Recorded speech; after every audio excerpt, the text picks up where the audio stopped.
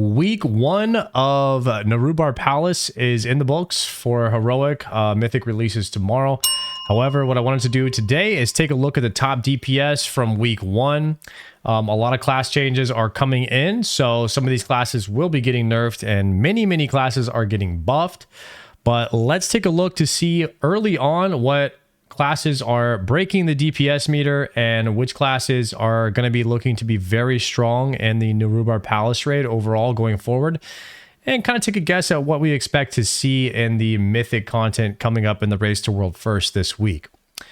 If we are to just very quickly click on statistics and filter by the 95th percentile, it looks like Fury Warriors, Enhancement Shamans, and Arcane Mages are on top for the overall damage in the raid, with Fire Mage being the worst DPS in the game for Nerub-ar Palace.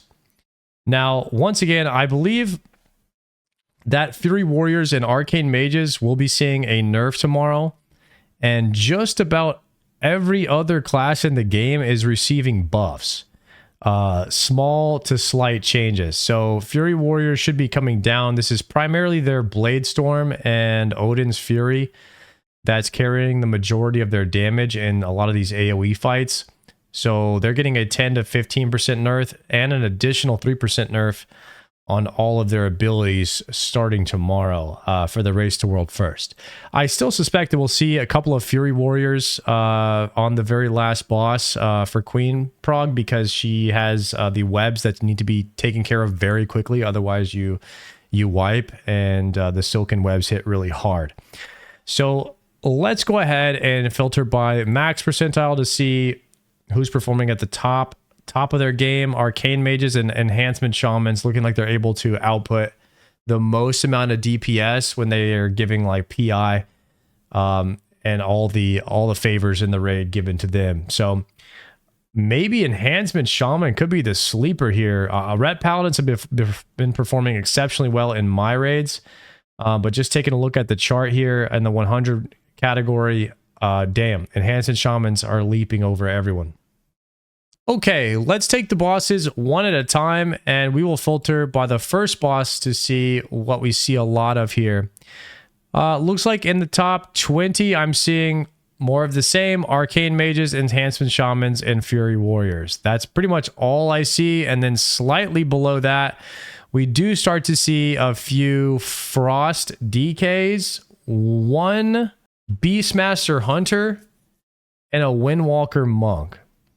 And it starts to get a little bit scattered here, but dominating the top of the field is our top 3: Enhancement Shaman, Fury Warrior, and of course the Arcane Mage. Most of the melee users, all the melee users, seem to be using the Arkara Sackbrood, which is also receiving a nerf tomorrow. And then from there, it looks like a mixture of whatever trinkets people can get their higher item level on.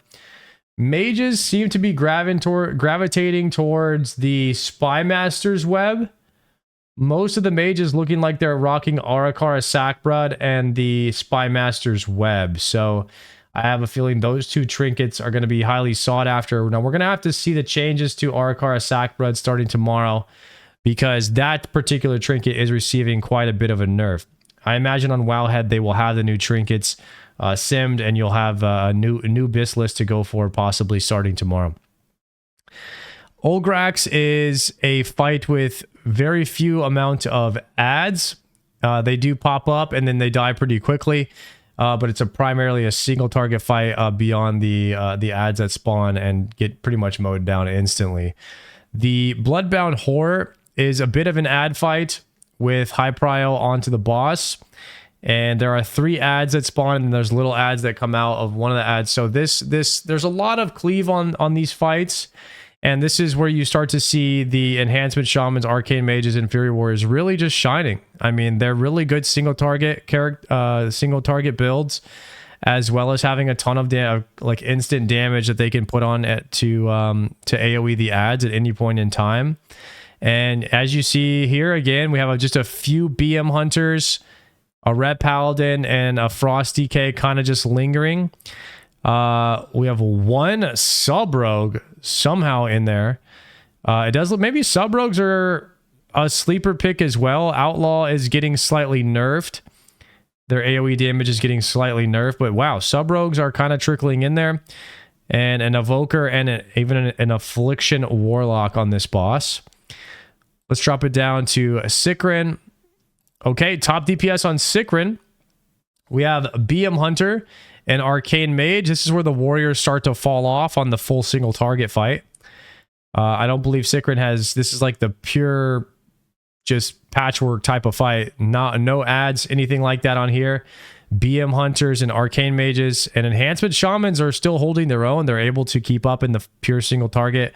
Sub-rogues trickling in here as well. One Marksman Hunter, a Ret Paladin, Affliction, and Frost DK. Now, some of these guys are getting buffed starting tomorrow, so this is kind of crazy to see not a single warrior in the top 100 for single target.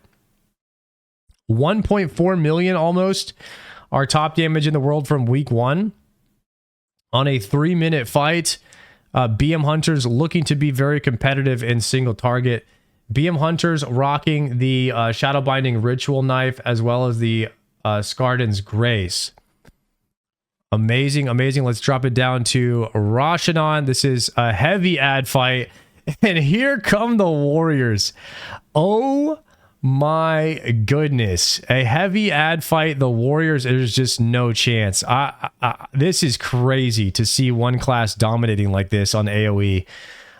Fury Warriors could be a top pick for Mythic Plus this season if they're putting out this much damage.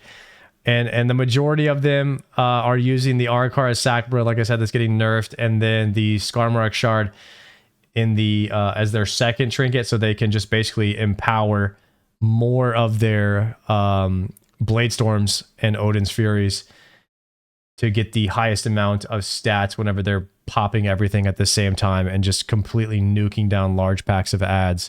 1.6 million DPS from the Warriors as a top DPS on Rashanon. Let's look at Blood Twister. More of the same. Warriors. This is the most heaviest ad fight in the game right here. It is nothing but ads. It is almost all cleave damage off the boss. Frost DKs are remaining competitive here. Warriors are clearly dominating the field, but there are some other good cleave classes, such as the Frost DKs, the Ret Paladins, your Outlaw Rogues, a couple of Arcane Mages able to squeeze in there, and then your Enhancement Shamans able to keep up. I'm going to go on a limb here and just say that there are 3 S tier classes right now that I'm seeing, and that is Warrior, Enhancement Shaman, and an Arcane Mage. They seem to be in a league of their own. But Warrior, not so much single target. So Enhancement Shaman and Arcane Mage are really the true outlier, the 2 outliers here that I see that are able to keep up in pretty much any field of the game. Whereas Warriors primarily are just padding on the ads.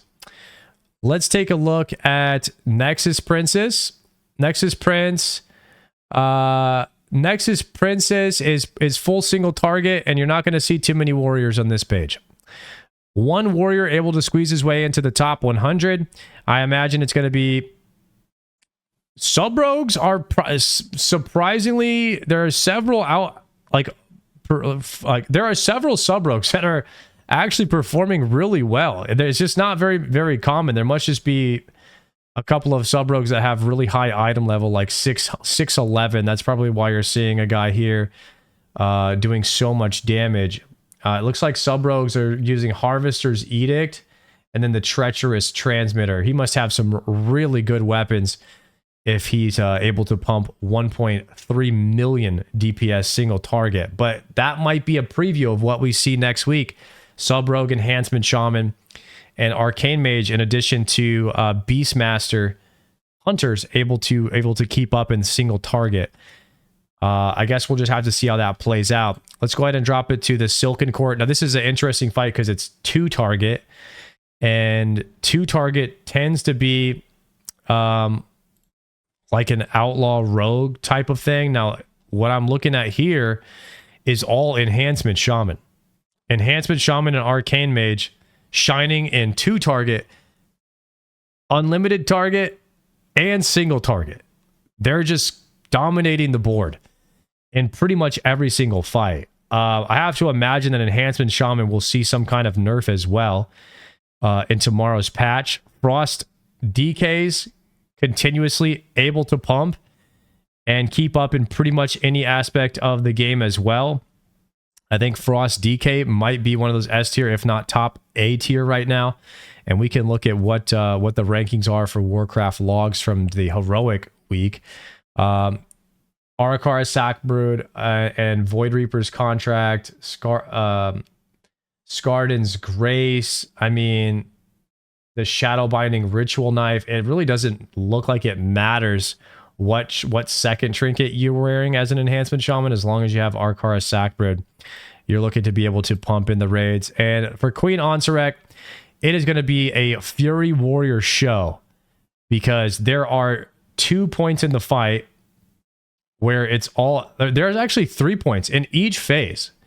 In Queen Ansurek, there are a big pack of ads that come out.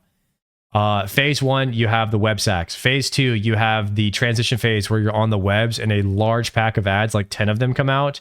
And then in phase 3, you have the tank, when the tank has to run out and drop the ads. You have another phase there where warriors can just go ham on the ads. So this is a Fury Warrior show. This tier, I have a feeling that even with the 10 to 15% nerf they're receiving, Fury Warriors are going to absolutely bang in the raids, and we might see several of them taken in the Race to World First for Mythic Queen Ansurek. And Ellie Shaman, Arcane Mage, Enhancement Shaman, Rep Paladin, just some extra big performers that are able to keep up. Probably some high item level players that are trying to keep a 614 Arcane Mage, 611.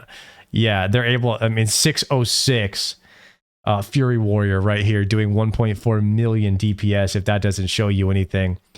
Yeah, Fury Warrior is king in this raid right now, and that is exactly why they're getting nerfed. Let's go ahead and take a look at what the Archon is saying for overall for DPS.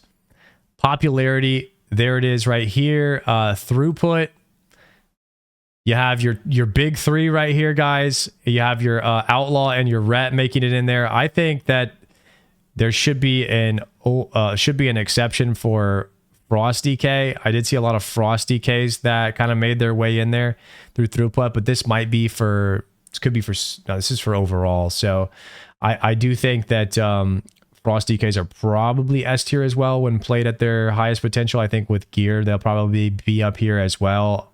Outlaw is to be determined. They're getting nerfed. So is Fury Warrior. So is Arcane Mage. So a lot of these classes are coming down tomorrow. And all these other classes down here are coming way, way up, especially Boomkin. Survivability wise, looking like Blood DK.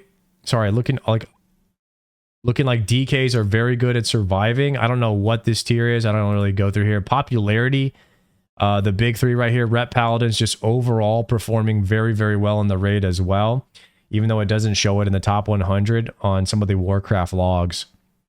Let's take a look at the tanks. Throughput, Warriors looking like they're on top for throughput. Overall 544 DPS in the raid.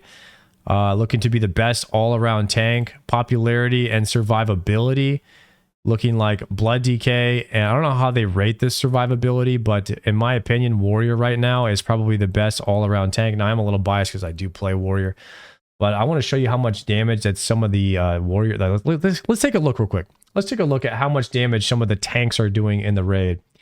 Let's filter this by Prot Warrior. Looking like Prot Warriors on the first boss, 700k damage.